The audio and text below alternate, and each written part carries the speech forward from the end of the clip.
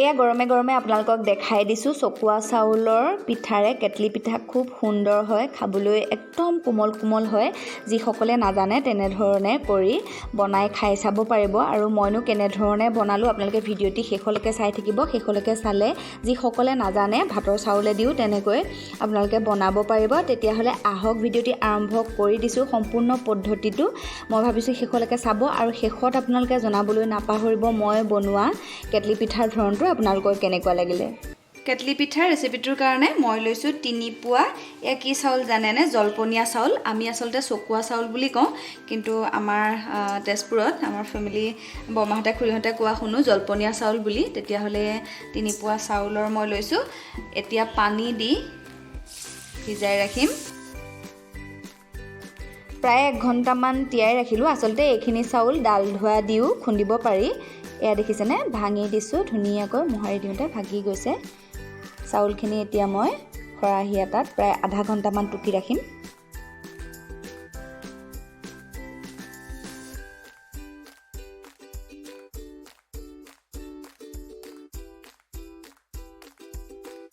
আধা ঘণ্টা টুকি ৰাখিলোঁ। আধা ঘণ্টা টুকি ৰখাৰ পিছত এতিয়া মিক্সিত এইখিনি পিচি ল'ম।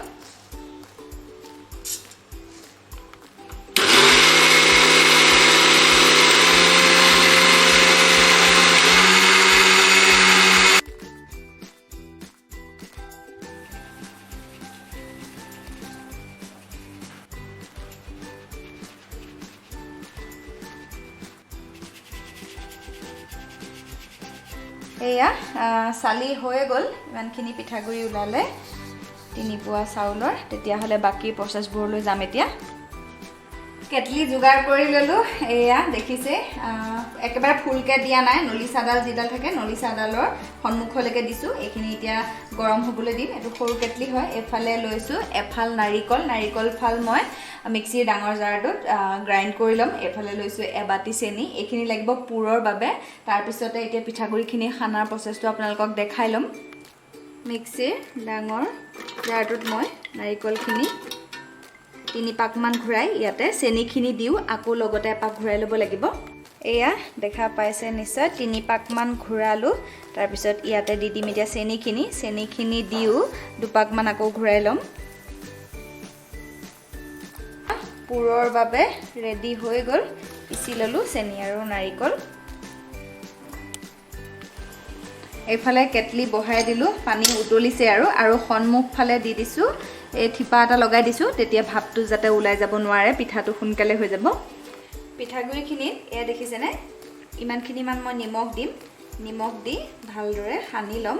এতিয়া অকণমান পানী দি মুৰি ল'ব লাগিব। আৰু চকুৱা চাউলৰ পিঠাৰে কেটলি পিঠা সঁচাকৈ বহুত বেছি কোমল হয়, সকলোৱে নিশ্চয় জানে।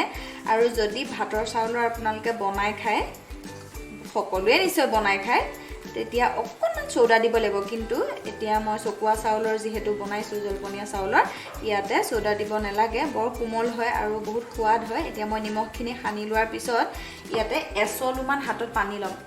এয়া দেখিছেনে? এচলুমান পানী দি এনেধৰণে অকণমান সময় মোহাৰিলোঁ। আকৌ অকণমান পানী দিম। এয়া দেখিছেনে? আকৌ অকণমান পানী দিম।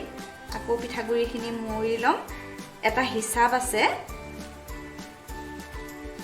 দেখিছেনে? এই লাডু লাডু হৈ আহিছে আৰু বেছি পানী নালাগে, আৰু 2 চলু পানী দিলে হৈ যাব। এয়া 3 নম্বৰ বাৰ দিলোঁ। মানে গোটেই পিঠাগুড়িখিনিত এনেকৈ লাডু লাডু যেতিয়া বান্ধিব তেতিয়াই হৈয়ে যাব। মই 3 বাৰ দিলোঁ আৰু এবাৰ এয়া দি দিলোঁ। এবাৰত মোৰ হৈয়ে যাব। এয়া ভালদৰে পিঠাগুড়িখিনিত মুৰি ল'ব লাগিব এনেদৰে। আৰু যিসকলে নাজানে ভাতৰ চাউলৰ পিঠাগুড়ি আপোনালোকে এনেকৈ খুন্দিব, চকুৱা চাউল নহ'লেও হ'ব, তাতে অকণমান চ'ডা দি দিব। এতিয়া এইখিনি চালনীত চালি ল'ব লাগিব। আনফালে মোৰ যিহেতু কেটলিত পানী বহায়ে থৈছোঁ, আৰু এইটো পিঠা আমাৰ ঘৰৰ সকলোৱে প্ৰিয় হয়। এয়া দেখিছেনে?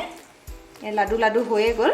ইয়াত আৰু পিঠাগুড়িকে নাই, ইমানখিনিকৈ মুৰি ল'লোঁ। এতিয়া আহক 2 নম্বৰ প্ৰচেছটোলৈ যাওঁ।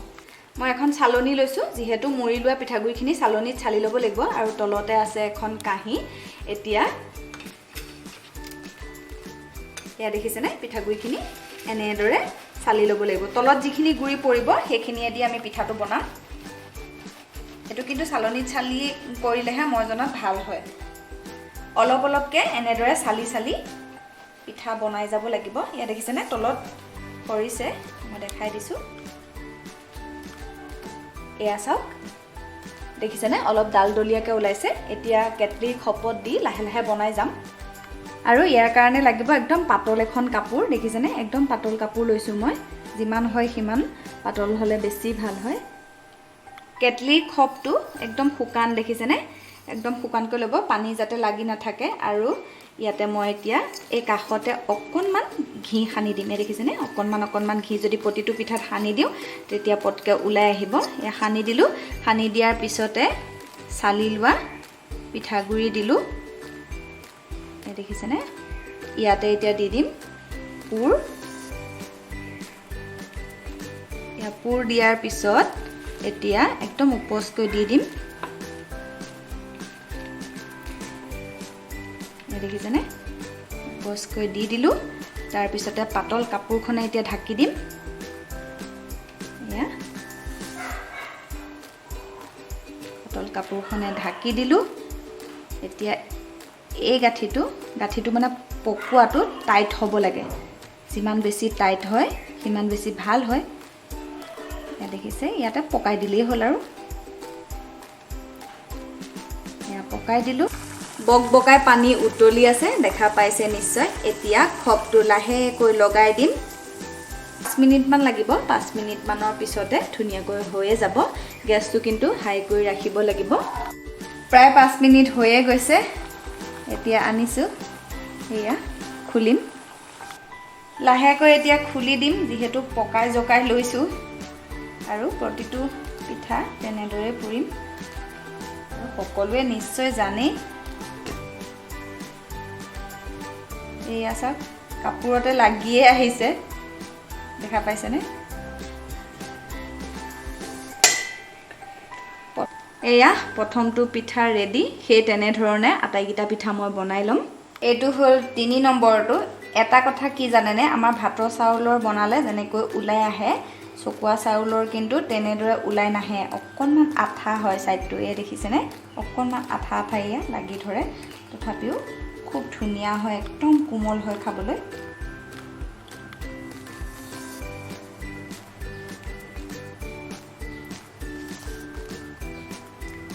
পিঠা বনাই থাকোঁতে এটা কথা আমি মন কৰিব লাগিব, পানীটো কিন্তু উতলি উতলি কমি গৈ থাকে। সেইকাৰণে কাষতে এটা চচপেনত মই পানী বহাই থৈ দিওঁ আৰু কমি গৈ থাকিলে এই ধৰণে পানী দি দিওঁ। এতিয়া প্ৰায়ে আমাৰ 7টামান পিঠা বনোৱা হৈয়ে গৈছে।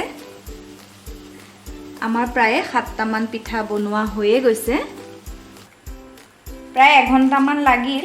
এয়া দেখিছেনে তলত যে ঘিকণ দিলে এনেদৰে হৈ আহে। আৰু মই একদম গৰমে গৰমে আপোনালোকক দেখাম এটা। এয়া চাওক,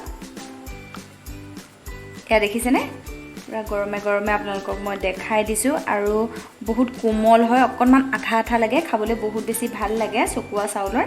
এয়া ভালদৰে মই আপোনালোকক এৰাই দেখায়ো দিছোঁ। এতিয়া পৰিৱেশন কৰিহে দেখাম আপোনালোকক।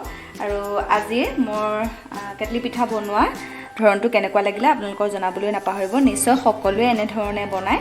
মই আপোনালোকক দেখাই দিলোঁ। চকুৱা চাউলৰেদি সোৱাদটো বহুত বেছি ভাল লগা হয়। আটাইকেইটা পিঠা বনাই হৈয়ে গৈছে আৰু বহুত বেছি ভাল লগা হয় চকুৱা চাউলৰ পিঠাকেইটা। আজিৰ ভিডিঅ'টো চাই কেনে পালে আপোনালোকে জনাবলৈ নাপাহৰিব।